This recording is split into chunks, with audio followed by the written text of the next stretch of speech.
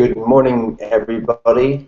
Matthew Armstrong here on day 26, I believe, of our 90-day challenge, Transformation, Mediocrity to Mastery.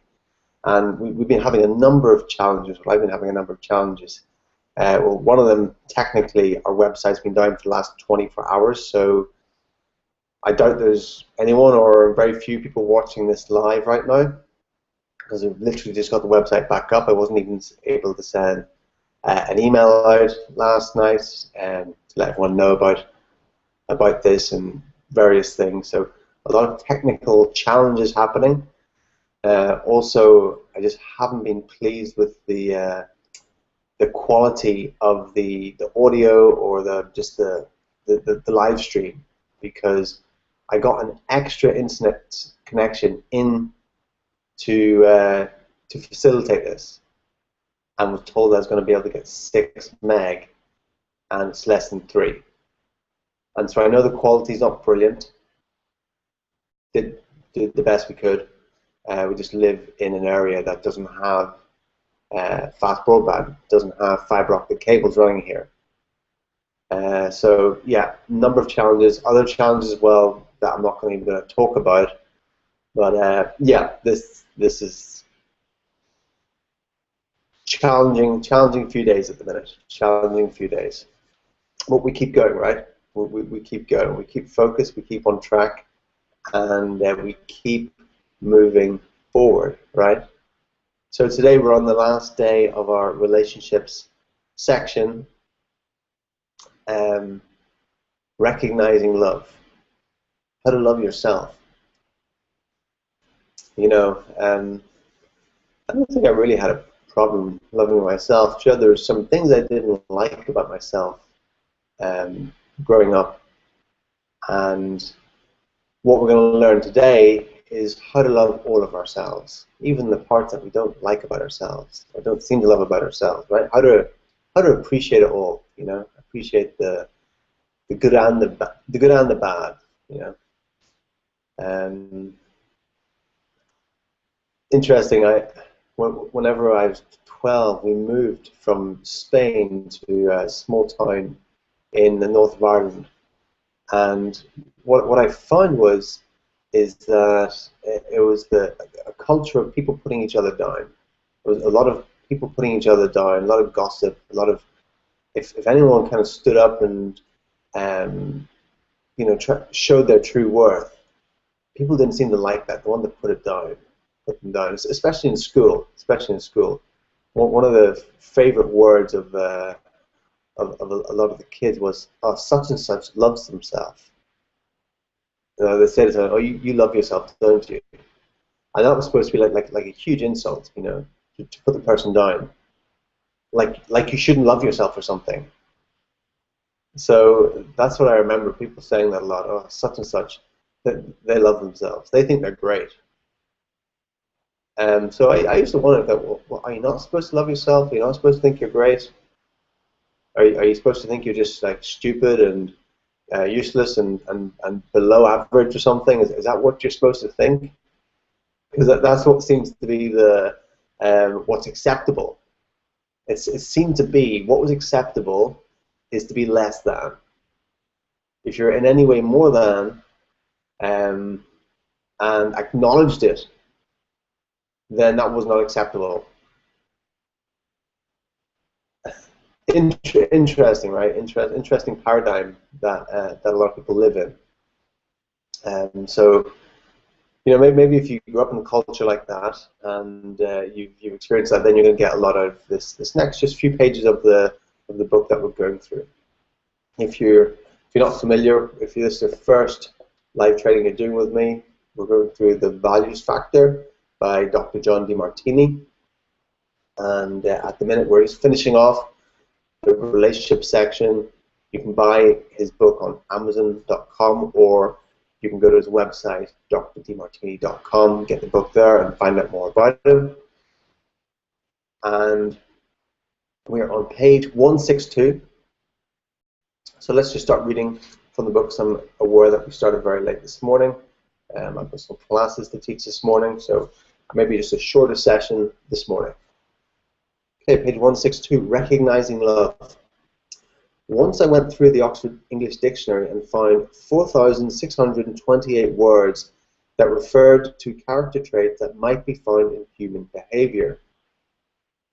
I looked at each trait and asked myself, who do I know who has that trait to the most extreme possible state?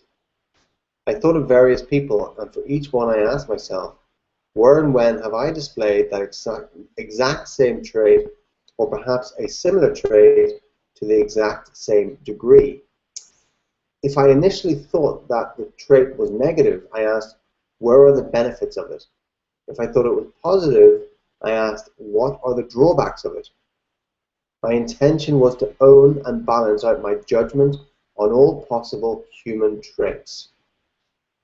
But here is the important part. Whichever words or traits I found in the dictionary, I also discovered when I looked honestly that I had them all. I could not find one single trait in one of the biggest dictionaries in the world that I myself had not demonstrated at some point in my life. If you filmed me during some moments, you would see me as a villain. In other moments, you would see me as a hero. That is true for me, and that is true for us all, for all of us. Do you realize what this means? No matter what anybody says about you, it is all true.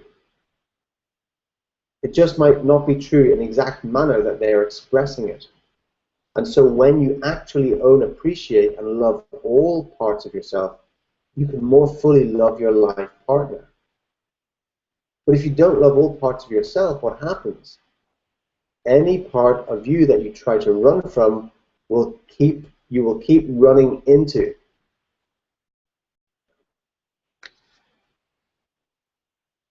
In fact, the whole purpose of relationships is to bring you into your life and to bring into your life anything that you keep trying to get rid of. Because the magnificent world of nature is trying to teach you how to love the parts of yourself that you have been having difficulty loving. This is why both support and challenge are part of any relationship. The more you are addicted to support, the more disheartening challenges you're going to attract. The more you're addicted to ease, the more difficulty you are going to attract. But then finally, you embrace both, support and challenge, both ease and difficulty. You welcome them both equally. And then they melt into love, because that is what love really is, a synthesis and synchronicity of all complementary opposites. When I worked with a woman who was driving me to Los Angeles, she could not immediately see any benefits to all the so-called painful relationships she had had. So I had to prompt her a little bit, but finally she got it.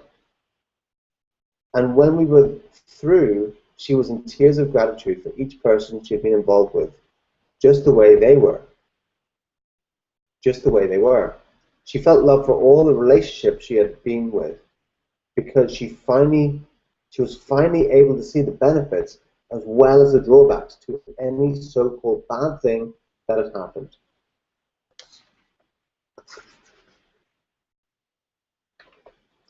She was able to appreciate the value in every trait that each former partner had had, and so she was able to appreciate the same trait in herself. What does this teach us? It shows us that the innermost essence of our being, what some have called our soul, is unconditional. S-O-U-L spells it out. Spirit of unconditional love. The moment you are in an unconditional state, where there are no evaluations and judgments, you say, thank you, because gratitude is all you feel. As long as you unrealistically seek a one-sided partner who will always support you and never challenge you, someone whose traits you will always experience as positive and never negative, the person you attempt to love who is actually two-sided will have to awaken you to the truth and in the inherent balance that a real-life relationship will always provide. You will be challenged to give up your hidden agenda, such as, I expect my partner to make me feel less lonely, or I expect my partner to make me feel better about the way I always disappoint my mother, so that you can view your partner not as a one-sided person whose job is to meet your expectations, but as a two-sided person with both positive and negative traits, whose job is to fulfill their own highest values in life. Your goal then is to view your partner synchronously, to see both their positive and negative traits at the same time, to experience both their challenge and support to your highest values at the same time, rather than to feel first infatuated by their seeming support of your highest values and then challenged by their seeming betrayal of your expectations. And when you're finally able to love someone from a synchronously balanced and unconditional perspective, loving them not for how they meet your conditions or expectations, but simply for who they are, transformation occurs. The moment you love somebody just as they are, they turn into the person whom you love. That is the true secret to inspiring and fulfilling relationships. So if you still have baggage about any of your past relationships, you just haven't gone as far as you can go. Just keep going further until you have a tear of gratitude for who that person is. Then in the end, all you will have is, thank you, I love you. Love and gratitude are the essence of our existence. They are the secret of an inspired and fulfilling life, and they are what emerge most when you live congruently with your highest values. They are byproducts of the values factor. All right, so we'll end our reading there today. That's the end of that chapter, the end of our relationships chapter. Congratulations, if you've gone through all of that with me, completing that. Your relationships will have transformed, no doubt about it. Your perception of how you see them, perception of how you see yourself. I think, I don't know, it seems Dr. Demartini has a little bit of OCD going on there, where went through the Oxford English Dictionary and found 4,628 words that refer to character traits that might be found in human behavior. Who does that? You know, who does that? That's incredible. And then looked at himself and saw how he had every single one, both positive and negative, and balanced them out. Yeah, part of loving yourself is to let go of the judgments, right? Let go of the judgments of yourself. The guilt, and that's the process that Dr. Demartini sets out of how to do that, is to go through all the traits and balance them out and see how you've got them inside yourself. Anything you perceive as negative in another, look at it, look and find it in yourself. See how you've also done the same thing at some stage in your life, right? Maybe in a different form. So it's very powerful stuff, and yeah, you know, if we can just love ourselves more, right? Then, you know, it's the old saying, you know, be the change you wish to see. Be the change you wish to see in the world. The more love you have for yourself, the more love you're going to have for others, right? Yeah. If you have disowned parts of yourself, guilt, and things that you're not owning, then you're projecting into other people, and dislike them in other people, right? So this is the core of it, really. Getting to the place where everything about yourself you can just be an appreciation for. Everything about you know, you can just be in a state of thank you, I love you, a state of gratitude, a state of love, a state of open-heartedness. You know, that's the base of that's the core of relationships, right? That's it. So we're going to finish up there. We're going to, like I said, short one today. Tomorrow we're going to start in the next chapter, which is activating our genius, and let's see how the challenges pan out throughout the rest of the day, and we'll see if we can make some improvements with our connection, our bandwidth, and various things like that that's been faltering. Okay, thank you very much for watching, and see you again mañana. If you haven't joined our team yet, you can click on the link below, and if it's there, or you'll find it on one of the previous videos if it's not there yet. And you can join our team if you so please. You can also just subscribe, put your email address in, and you'll get regular updates and various things I send out each day, and that'll be great. Okay, see you tomorrow. Bye bye.